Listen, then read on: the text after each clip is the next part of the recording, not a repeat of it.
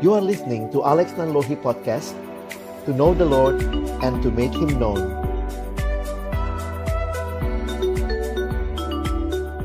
Bapa di dalam surga, kami datang dalam ucapan syukur. Terima kasih banyak Tuhan. Kesempatan ini Kau berikan bagi kami untuk beribadah, memuji, memuliakan nama-Mu. Tuhan, tiba waktunya bagi kami untuk membuka firman-Mu.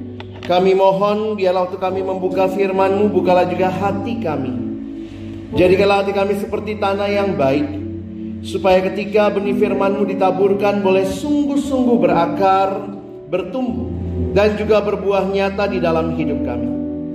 Berkati setiap kami yang ada di ruangan ini Tuhan, agar pada akhirnya kami bukan hanya jadi pendengar-pendengar firman yang setia, tapi mampukan dengan kuasa pertolongan dari Roh-Mu yang kudus, kami dimampukan menjadi pelaku-pelaku firman-Mu di dalam hidup kami, di dalam keseharian kami, di dalam masa muda kami. Bersabdalah ya Tuhan, kami umat-Mu sedia mendengarnya. Dalam satu nama yang kudus dan berkuasa, nama Tuhan kami Yesus Kristus, Sang Firman yang hidup, kami menyerahkan pemberitaan firman-Mu. Amin. Shalom. Selamat siang teman-teman, Bapak Ibu Guru yang dikasihi dalam Tuhan Yesus Kristus. Mari kita segarkan diri kita supaya juga kita bukan nyambung tidur di sini ya, tapi kesempatan kita mendengar firman Tuhan, menghormati kehadiran Tuhan, dan kita sama-sama boleh pulang di dalam berkat Tuhan. Saudara yang dikasihi Tuhan, tema kita hari ini adalah True Freedom, kebebasan yang sejati.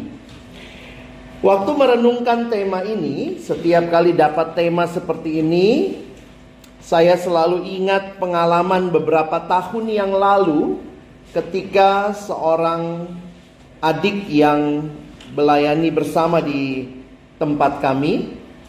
Dia seorang yang bukan asli Jakarta, jadi dia ngekos di Jakarta, orang tuanya ada di Sumatera. Nah menariknya dia seorang perempuan, mungkin biar nggak sepi ya, jadi dia pelihara ikan mas. Dia pelihara beberapa ekor ikan mas di dalam sebuah akuarium kecil di dalam kamarnya. Jadi yang menarik itu dia sering kali kalau ke kantor pagi-pagi suka cerita, "Wih, ikan mas saya begini, yang satu ekornya udah makin bagus begitu ya." Dan sering ceritain ikan masnya. Nah satu pagi ketika saya datang, tiba-tiba dia bilang, Kak Alex, tahu nggak? Apaan? Tadi malam ikan mas saya bunuh diri. Begitu ya. Katanya tadi malam ikan masnya bunuh diri. Waktu kami coba membahas begitu ya, karena pagi hari dia menemukan ada 2 ekor ikan mas sudah mati di atas karpet. Jadi poinnya dia adalah, yaitu ya, kita bercandanya, oh ini mungkin ikan yang gak disetujui cintanya sama orang tua, jadi lompatnya berdua begitu ya. Akhirnya kami menyimpulkan pagi itu bahwa ikan mas, ikan itu bebasnya di mana? Apakah ikan itu bebasnya di dalam air apa di luar air?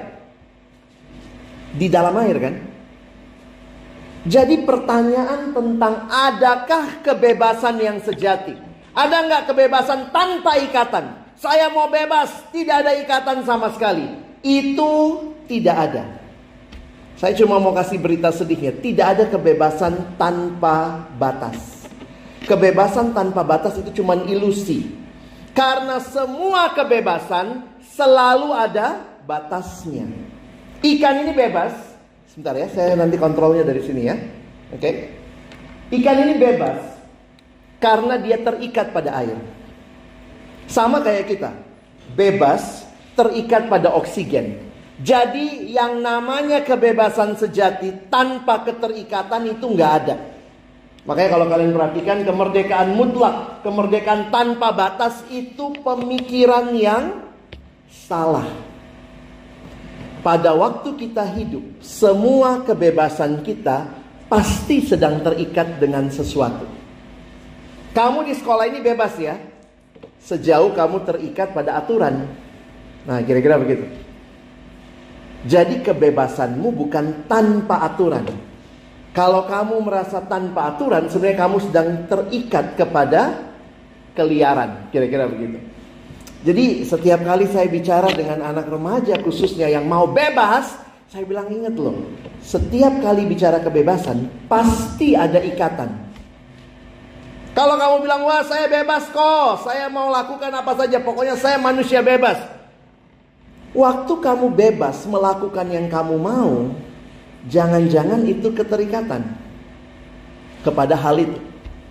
Contoh, saya ketemu anak remaja gitu, dia mulai ngerokok. Ya gue bebas sih kok, gue cuman social smoker. Jadi ya kalau ada orang, ya kalau kumpul-kumpul ya gue ngerokok. Tapi enggak lah. Tapi saya bilang ini masalahnya sering banget dia kumpul-kumpul. Gue bebas kok ya gitu ya. Saya bilang, oke, kalau kau bebas, coba tinggalkan rokok. Aduh susah kok, itu namanya terikat. Jadi hati-hati. Ketika kita pikir kita bebas, sebenarnya kita sedang terikat. Nah, hari ini kita mau melihat apa kata firman Tuhan di dalam Yohanes pasal 8 ayat 31 sampai 32. Ini menjadi ayat tema yang akan kita renungkan. Ini kalimat Yesus ya. Mari kita baca dua ayat ini bersama-sama ya. 1, 2, iya. Maka katanya kepada orang-orang Yahudi yang percaya kepadanya, jikalau kamu tetap dalam firman-Ku, kamu benar-benar adalah murid-Ku. Dan kamu akan mengetahui kebenaran, dan kebenaran itu akan memerdekakan kamu. Teman-teman, Yesus berkata kepada siapa? Lihat, kepada orang Yahudi yang percaya kepadanya. Apa kalimatnya? Perhatikan ayat 31. Jikalau kamu tetap dalam firman-Ku, kamu benar-benar adalah murid-Ku. Jadi ciri khas murid sejati adalah tetap di dalam firman, dan itu berarti ketaatan pada ajarannya. Nah, menarik memperhatikan Tuhan Yesus bicara demikian kepada orang-orang Yahudi yang notabene merasa mereka orang yang bebas. Perhatikan kalimat Yesus ya. Kamu akan mengetahui kebenaran, dan kebenaran itu akan memerdekakan kamu. Yesus berjanji, kamu akan mengetahui kebenaran, dan kebenaran itu memerdekakan kamu. Alkitab menyatakan kepada kita bahwa hanya Yesus yang membawa kita kepada kemerdekaan yang sejati. Dan kemerdekaan yang sejati adalah kemerdekaan karena ikut perintah Yesus. Kadang saya nanya gini ya, jadi anak Tuhan enak gak sih? Banyakan bolehnya atau gak bolehnya? Gak boleh nyontek, gak boleh nonton porno, gak boleh bully temen, gak boleh pukul guru, gak boleh apa lagi gitu ya. Wah, banyak gak bolehnya. Pertanyaan saya, enak gak jadi anak Tuhan? Kalau kita mengatakan, waduh taat sama Tuhan, ikut aturannya, banyak gak enaknya. Tapi Yesus mau mengatakan itulah kemerdekaan yang sejati. Waktu kamu ikut kehendakku, ikut firmanku, itulah kemerdekaan yang sejati yang Yesus berikan kepadamu. Jangan pikir aturan-aturan yang mengikat kita, itu aturan-aturan yang membatasi kita. Saya mau ingatkan, aturan-aturan yang Tuhan kasih, itu aturan yang membebaskan kita. Jadi konsepnya malah dibalik ya. Makanya perhatikan Galatia 5 ayat 1 berkata, supaya kita sungguh-sungguh merdeka, Kristus telah memerdekakan kita. Nah, ini pertanyaannya, merdeka dari apa? Kristus memerdekakan kita dari apa? Kalau tadi kita baca ayat 31, ayat 32. Nah, saya ajak kita lihat ayat berikutnya. Ini 33 sampai 36 ya. Jawab mereka, kami adalah keturunan Abraham dan tidak pernah menjadi hamba siapapun. Bagaimana engkau dapat berkata kamu akan merdeka? Jadi Yesus kan ngomongnya sama orang Yahudi ya. Mereka bilang, wah kami keturunan Abraham, gak pernah dijajah siapapun, gak pernah jadi hamba siapapun. Lalu Yesus berkata, ayat 34, aku berkata kepadamu, sesungguhnya setiap orang yang berbuat dosa adalah hamba dosa. Yesus kayak ngebalikin, lu bilang lu bebas, tapi lu masih bikin dosa. Berarti kamu hambanya dosa. Dan ayat 35, dan hamba tidak tetap tinggal dalam rumah, tetapi anak tetap tinggal di dalam rumah. Jadi apabila anak itu memerdekakan kamu, kamu pun benar-benar merdeka. Teman-teman yang dikasihi Tuhan, kadang-kadang kita berpikir kita bebas, tapi sebenarnya kita sedang terikat. Orang yang bebas merokok, dia terikat pada rokok. Orang yang bebas nonton porno, dia terikat pada pornografi. Orang yang bebas melakukan banyak hal, dia pikir dia bebas, tapi sebenarnya jangan-jangan dia sedang terikat. Makanya waktu yang ngerokok itu ya, iya kok, soalnya kalau nggak ngerokok nanti nggak dibilang jantan. Saya bilang, emang lu ayam? Justru jelas ya, kalau kita baca di samping bungkus rokok itu ya, merokok dapat menyebabkan impotensi. Sebenarnya kalau lihat yang ngerokok jangan bilang, jantan ya, impotennya. Itu jelas tulisannya. Jadi ini menjadi pertanyaan buat kita bahwa apakah kebebasan yang kita anggap bebas, jangan-jangan itu sebuah bentuk keterikatan. Dan itulah yang Yesus katakan, aku mau membebaskan kamu. Jika anak itu memerdekakan kamu, lihat anaknya huruf gede ya, A-nya, maka kamu pun benar-benar merdeka. Merdeka dari apa? Merdeka yang pertama, perhatikan, dari dosa ya. Makanya hidup dalam dosa itu gambarannya seperti begini. Terikat saudara, terbelenggu. Rasul Paulus bahkan mempersonifikasi dosa. Dosa dianggap seperti tuan yang sedang memperbudak. Karena itu orang di dalam dosa disebut hamba dosa. Karena dosa sifatnya membelenggu. Dan hati-hati, kamu pikir kamu bebas, tapi jangan-jangan kita sedang terbelenggu. Dan perhatikan, di dalam Injil Yohanes ada beberapa keterikatan yang mengerikan yang Yesus berikan kebebasan. Memang jelas tadi ya, 33 sampai 35 ini bicara kemerdekaan dari dosa. Tetapi kalau kita lanjutkan ya, coba kita baca sama-sama ayat 24 pasal 5. Kita baca, aku berkata kepadamu, sesungguhnya barang siapa mendengar perkataanku dan percaya kepada Dia yang mengutus aku, ia mempunyai hidup yang kekal dan tidak turut dihukum. Sebab ia sudah pindah dari dalam maut ke dalam hidup. Kita dibebaskan dari penghukuman. Upah dosa adalah maut, tetapi Kristus membawa pembebasan. Dari apa lagi? Selanjutnya dari kegelapan, Yohanes 8:12. Maka Yesus berkata pula kepada orang banyak, katanya, akulah terang dunia. Barang siapa mengikut aku, ia tidak akan berjalan dalam kegelapan. Berarti di dalam Kristus ada kemerdekaan dari kegelapan. Melainkan ia akan mempunyai terang hidup. Banyak orang takut dengan kuasa si jahat. Di dalam dunia si jahat diizinkan berkuasa. Tetapi Tuhan berkata, Yohanes 8:17 ayat 15. Aku tidak meminta supaya engkau mengambil mereka dari dunia. Ini doa Yesus ya. Lalu Yesus berdoa begini, tetapi supaya engkau melindungi mereka daripada yang jahat. Hati-hati yang suka bermain-main dengan kuasa gelap ya. Saya ingat beberapa kali ada anak-anak yang main-main kuasa gelap, main jalangkung lah, bercanda katanya. Tapi kemudian bermain dengan kuasa gelap. Ada lagi yang pernah datang, dia seneng ramalan. Koko inget banget ya. Dia bilang, iya kok, saya ketakutan. Kenapa? Karena pernah diramal. Jadi dia pernah diramal, lalu kemudian dia percaya, dia terikat kepada ramalan itu. Padahal dia sendiri, ya namanya ramalan ya, ada yang pas, ada yang enggak. Tapi dia udah diikat begitu rupa. Saya bilang hati-hati, jangan main-main dengan kuasa jahat. Main kartu tarot lah, bisa baca masa depan lah. Hati-hati, ini menjadi bagian yang mengikat banyak orang. Tapi Yesus berdoa supaya Bapa melindungi mereka, berarti kita, daripada yang jahat. dan yang lebih luar biasa. Perhatikan ya. Yohanes 8 ayat 51. Yuk kita baca sama-sama. 1, 2 ya. Aku berkata kepadamu, sesungguhnya barang siapa menuruti firman-Ku, ia tidak akan mengalami maut sampai di luar Aku. Kamu tidak ikut firman-Ku, upah dosa adalah maut. Tetapi waktu kamu ikut firman-Ku, yang kamu dapatkan dibebaskan dari maut.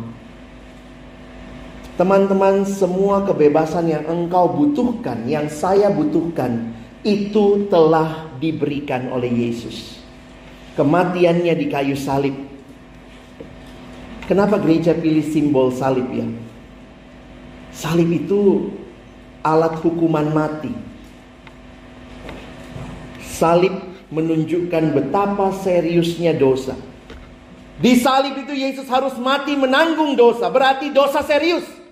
Kalau dosa tidak serius ya sudah, Yesus cukup dicambuk 3 kali ya sudah ya, selesai dosa. Tetapi dia harus menyerahkan nyawanya, menunjukkan betapa seriusnya dosa. Tetapi di salib yang sama menunjukkan betapa luar biasanya kasih Allah demi membebaskan engkau dan saya. Semua ini Yesus lakukan untuk apa? Apa sih tujuan Yesus datang ke dalam dunia? Studi tour, studi banding, live in, jalan-jalan, karya wisata. No, dia datang untuk membebaskan engkau dan saya dari dosa. Dan karena itulah Yesus bayar harga yang sangat mahal untuk penebusan kita. Dia bayar dengan darahnya sendiri. Jesus saves, Jesus breaks the chains of sin, and Jesus set us free. Kebebasanmu dan kebebasanku harganya sangat mahal.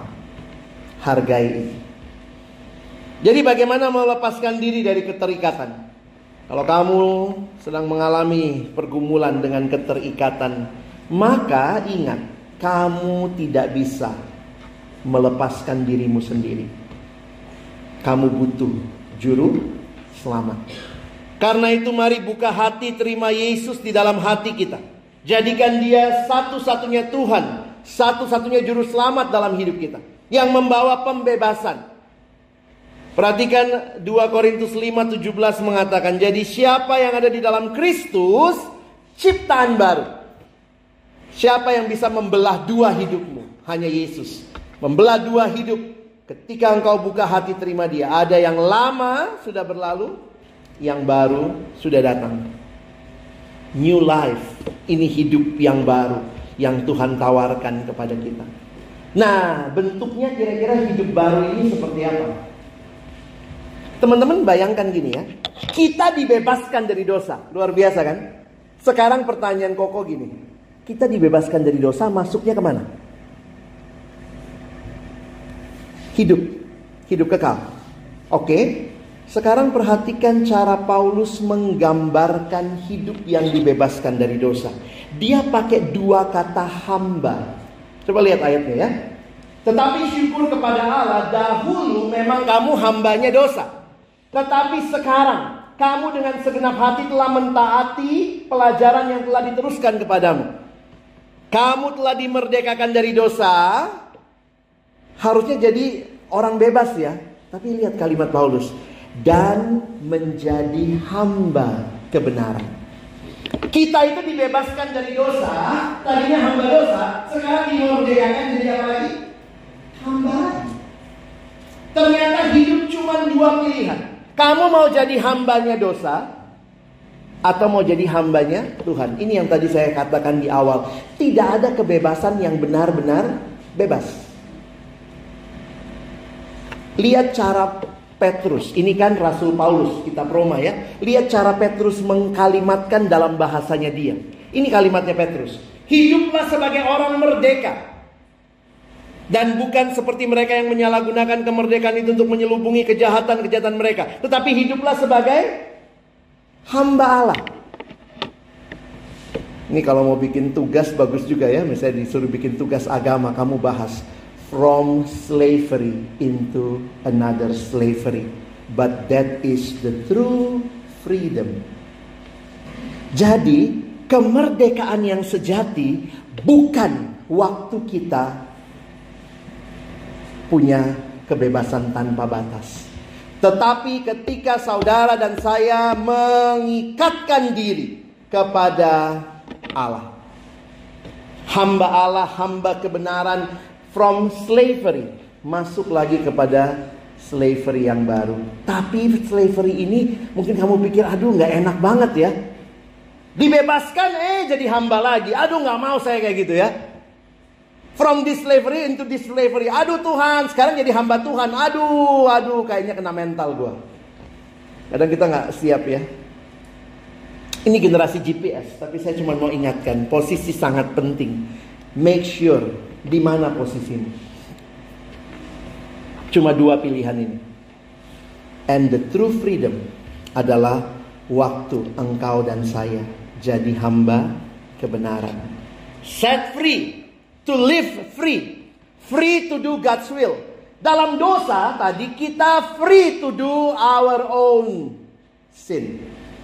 Tapi kebebasan sejati waktu saya bebas melakukan kehendak Allah.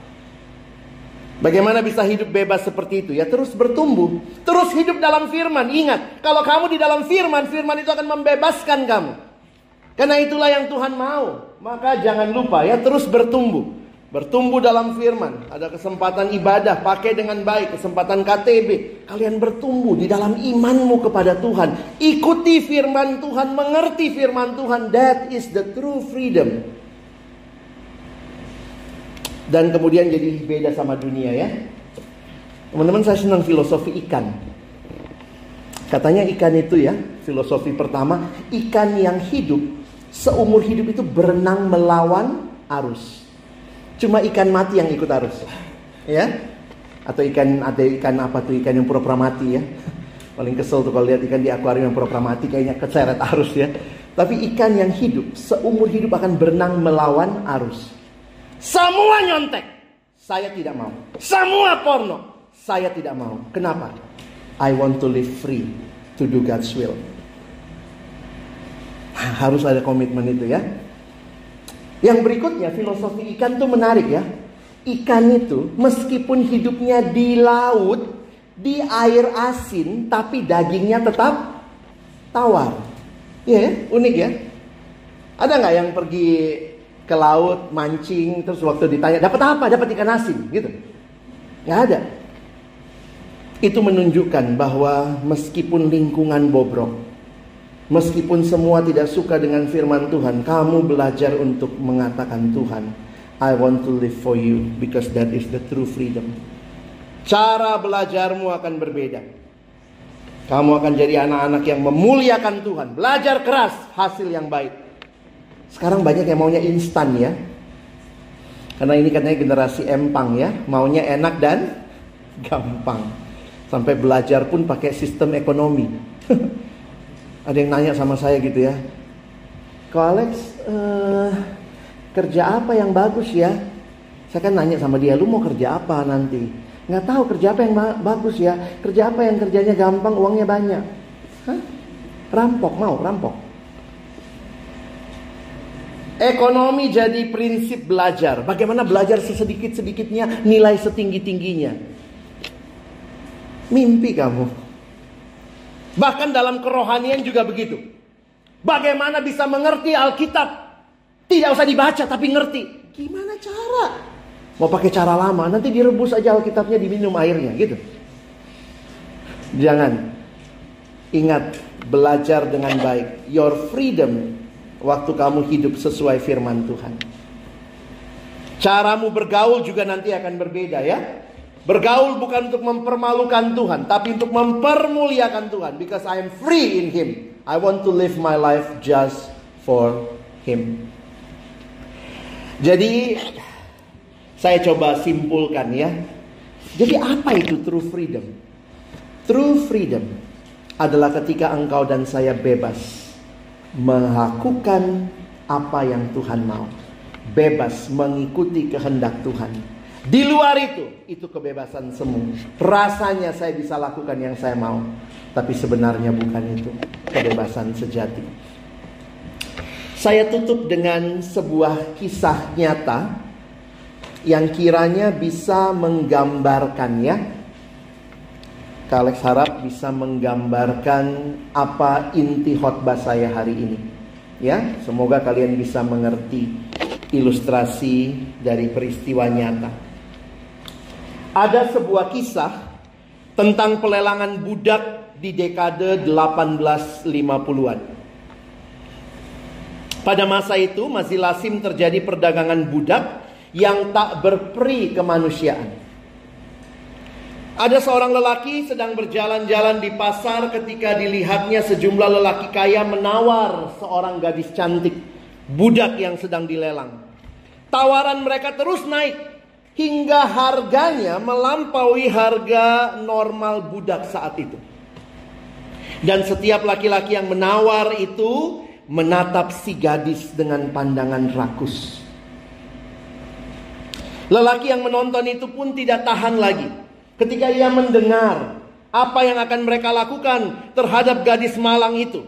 Dia tidak bisa diam melihat apa yang akan terjadi. Akhirnya apa? Lelaki ini pun angkat bicara dan dia mengajukan penawaran. Jumlahnya 2 kali lipat dari tawaran terakhir. Ingat, harganya aja udah gak normal. Dia double. Akhirnya gak ada lagi yang nawar. Lelang pun langsung ditutup. Dan si gadis diserahkan kepadanya. Tetapi dengan rasa benci memenuhi sorot mata gadis itu. Mungkin dia akan mikir, ampun, udah lepas dari laki-laki yang tadi, yang ini berani bayar lebih mahal. Mati dia gua. Lelaki itu kemudian membawa si gadis ke sebuah kantor pengacara di seberang jalan. Setelah berbicara sebentar, lelaki itu menoleh kepada si gadis dan kemudian menyerahkan beberapa lembar dokumen kepadanya. Ini dokumen kebebasanmu, katanya. Kamu sudah bebas. Teman-teman, waktu itu budak itu harus membeli kebebasannya. Tapi nggak ada budak yang sanggup beli. Maka orang ini membelikan kebebasan gadis itu dan dia dapat surat kebebasannya. Mendadak kebencian pada wajah si gadis langsung lenyap. Berganti dengan kekagetan luar biasa. Apa? Anda membeli saya untuk membebaskan saya? Ya, jawab si lelaki. Kamu sudah bebas. Si gadis langsung bersujud dan menangis di bawah kaki lelaki itu. Dia bilang apa? Tuan, Anda membeli saya untuk membebaskan saya. Sekarang ini yang saya inginkan dalam hidup ini hanyalah menjadi milik Tuhan. Saya dibeli dengan harga yang begitu mahal. Saya dikasih kebebasan. Sekarang saya tidak punya keinginan lain. Saya cuma mau Tuhan seperti Engkau. Izinkan saya jadi hamba-Mu seumur hidup. Ada Tuhan yang membayar hargamu jauh lebih mahal. Dia bayar dengan nyawanya. Dia beli engkau dan saya supaya kita bebas. Sekarang kalau engkau sudah punya kebebasan itu, siapa Tuhan yang mau kau layani? Maukah engkau melayani keinginanmu, dosamu, atau your true freedom will lead you to serve the one and only Master who already gave his whole life for you? Maka saya tutup dengan pertanyaan ini. Apakah saudara bersedia memberikan seluruh hidupmu kepada satu-satunya Tuhan, yaitu Yesus, yang bahkan telah memberikan hidupnya bagimu? Kiranya firman Tuhan pagi ini menolong kita untuk live in a life that is true freedom, kebebasan yang sejati. Amin. Mari berdoa. Tuhan, kami cuma hidup satu kali, dan di dalam hidup yang satu kali itu biarlah kami bukan memilih menghambakan diri kepada dosa, dosa yang hanya menghancurkan kami, tapi biarlah kami memilih menghambakan diri kepada Kristus, yang bahkan telah menebus kami dengan harga yang sangat mahal, supaya kami bebas, kami diselamatkan, kami dimerdekakan. Sekarang ini kami mau hidup hanya bagi-Mu. Tolong kami orang-orang muda di tempat ini, juga Bapak Ibu guru, semua kami, biarlah hanya satu kerinduan kami, for the rest of our life, kami ingin melayani-Mu, Tuhan yang sudah memberikan kebebasan sejati bagi kami. Tolong kami dengar-dengaran akan firman-Mu, ikut kehendak-Mu, because that is the true freedom. Dan tolong, ini bukan hanya saat ini, tapi seumur hidup kami, kami mau mengikuti-Mu. Terima kasih banyak Tuhan. Terima kasih, tolong berikan kemampuan bagi kami, bukan cuma jadi pendengar firman yang setia, tapi jadi pelaku-pelaku firman-Mu. Dalam nama Yesus kami sudah berdoa, bersyukur. Amin.